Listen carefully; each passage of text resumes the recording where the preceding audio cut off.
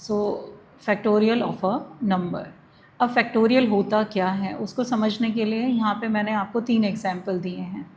वो है 6 factorial. Basically factorial में आप 6 से शुरू करेंगे, 6, 5, 4, 3, 2, 1 तक जाएंगे। 6 into 5 is 30, 30 into 4 is 120, 120 into 3 is 360, 360 into 2 is 720। तो इस तरीके से 6 का फैक्टोरियल आएगा 720। इसी तरह से 5 का फैक्टोरियल आएगा 120 और 4 का फैक्टोरियल आएगा 24। तो इस तरह से हम फैक्टोरियल फाइंड आउट कर सकते हैं। अब इसके पीछे programming point of view logic कैसे बनाएंगे आप, तो लॉजिक के लिए ऑब्वियसली जो भी नंबर हमें दिया है वहाँ से शुरू करेंगे, उस नंबर को डिक्रीमेंट करते जाएंगे और मल्टीप्लाई करते जाएंगे टिल रिचेज 0। और 0 का जो फैक्टोरियल है वो होता है 1। तो मुझे फाइंड आउट करना है n का फैक्टोरियल। तो n से मैंने शुरू किया, n-1, n-2 so on till we reaches to 1। तो ये लॉजिक रहेगा जब हम प्रोग्राम लिखेंगे।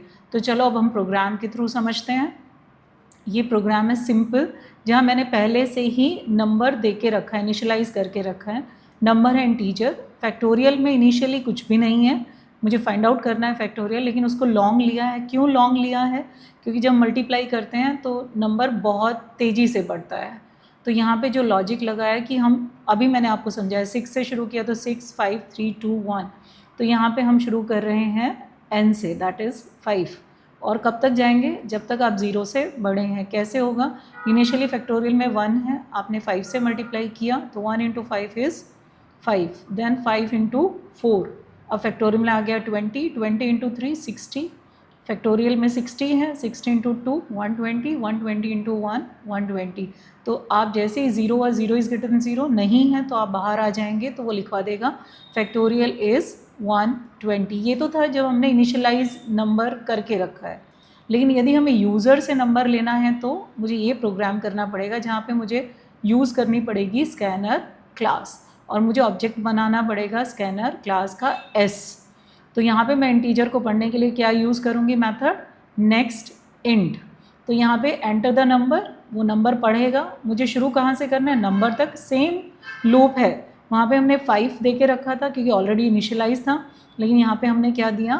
n। और कहाँ तक जाना है? ग्रेटर देन 0 तक, i माइनस माइनस। फैक्टोरियल में फैक्ट में इनिशियली 1 है, तो same way enter the number. यहाँ यूज़र ने एंटर किया 4, 1 into 4 4, 4 into 3 12, 12 into 2 24, 24 into 1 that is again 24। तो फैक्टोरियल इज़ 24। ये तो कब है? जब हमें यूज़र से इनपुट लेनी है। अब हम बात करेंगे कि यदि एग्ज़ाम में आए कि रिकर्सिव फंक्शन से फैक्टोरियल फाइंड आउट करो। अब रिकर्सिव फंक्शन होता क्या है? मैंने यहाँ पे रेड में हाईलाइट किया, फंक्शन खुद को कॉल करे उसको हम बोलते हैं रिकर्सिव फंक्शन या रिकर्सिव मैथड। तो यहाँ पे हमने पहले से इनिशियलाइज करके रखा है नंबर इज़ 5। यहाँ पे मैंने मेथड को कॉल किया। जब मैं मेथड को कॉल कर रही हूँ तो यहाँ पे वो है स्टैटिक और रिटर्न कर रहा है लॉन्ग, क्योंकि अभी मैंने आपको बताया लॉन्ग बहुत जल्दी आपका जब मल्टीप्लाई करते हैं फैक्टोरियल बहुत जल्दी बढ़ता है। जैसे अभी 120 था, यदि मुझे 6 का निकालना होगा तो 720 था, 7 का निकालना होगा तो 5040। तो इस तरह से बहुत इंक्रीमेंट बहुत बढ़ता है मल्टीप्लिकेशन की वजह से। और स्टैटिक क्यों है? क्योंकि हम स्टैटिक मेथड से उसको कॉल कर रहे हैं, इसलिए दैट इज़ स्टैटिक। तो इस तरह से यहाँ पे क्या होगा? 5 इंटू फैक्टोरियल 4, फिर से कॉल किया खुद को, फिर 3 को कॉल किया, फिर 2, फिर 1 एंड सो ऑन। तो इस तरह से मेरा फैक्टोरियल आ जाएगा यहाँ पे 120, क्योंकि मैंने 5 ऑलरेडी असाइन करके रखा है। यदि सेम वे मुझे यूज़र से लेना है तो मुझे इंपोर्ट करना है java.util.star, मुझे स्कैनर का ऑब्जेक्ट बनाना है और स्कैनर का ऑब्जेक्ट बना के मुझे नंबर रीड कराना है यूज़र इनपुट से। और मुझे सेम मेथड है, सेम कॉल किया फैक्टोरियल को, रिकर्सिव फंक्शन है, लेकिन यहाँ पे इतना है कि यूज़र से हम इनपुट ले रहे हैं। तो यहाँ यूज़र ने 6 इनपुट किया, तो 6 into factorial 5, 6 into 5 into factorial 4 and so on till it reaches to 0। कौन सी चीज़ों का हमें ध्यान रखना है कि 0 का फैक्टोरियल हमेशा 1 होता है।